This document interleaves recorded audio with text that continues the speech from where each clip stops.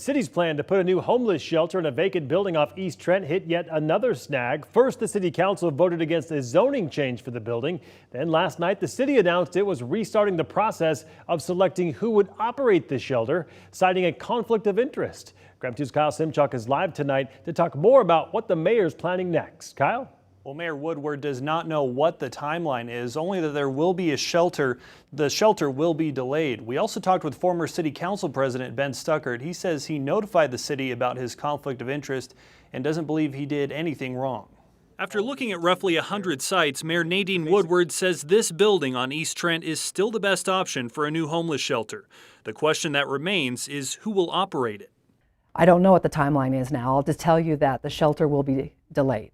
3 organizations submitted their own proposals, which were evaluated by the city's Continuum of Care Board. Former City Council President Ben Stuckert is the board chair, and he's also listed as a project manager for Jules Helping Hands, one of the organizations trying to score that city contract.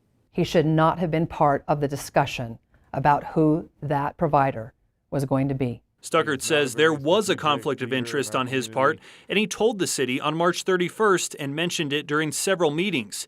He also recused himself from voting on a shelter operator. If they thought I should keep my mouth shut in the meeting, then they should have said something over the last 3 weeks instead of scheduling their meetings around me. The mayor's office announced they are restarting the selection process and creating a new committee to review organizations. The city's very angry. Nadine's very angry that her proposal didn't get rubber stamped by the Continuum of Care. We have people on the street right now, and all of them lose in this political battle. Many people living at the homeless camp off I-90 in Freya say they don't want to be in a shelter with hundreds of other homeless people. They want their own space, even if it's just a tent. The DOT field is not humane for people who are unhoused. People are dying in those tents from overdoses. Once more shelter beds are available, the city will have the authority to remove homeless camps. But again, if those people in the tent say, I want to be in a tent, we want to be in a tent city.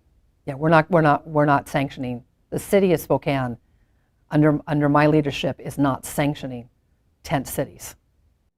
And this wasn't the only roadblock for the shelter this week. On Monday, city council members couldn't pass an emergency zoning ordinance needed for the shelter site on Trent. Council President Brian Begg says the council could decide to revisit the topic soon. In the newsroom, Kyle Simchuk, KREM 2 News.